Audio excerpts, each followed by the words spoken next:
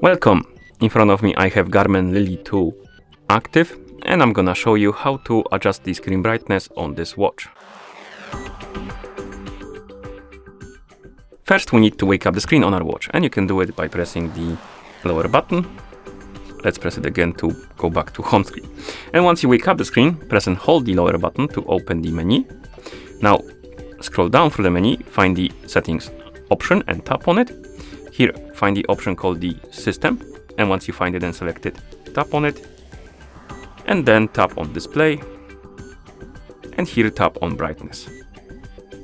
And now you should see the list of brightness levels, and we have 1 auto, 1, 2, 3, 4, 5, 6, 7.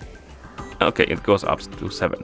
So select the one you like, and then tap on the check mark at the top to confirm. And then you can press the back button to go back to watch face. You know what? The 6 is too bright. Let's select 5. Yeah, 5 is better. And then you can press the back button, like I said. And that's how you adjust the screen brightness on this watch. Thank you for watching. If you found this video helpful, please consider subscribing to our channel and leaving a like on the video.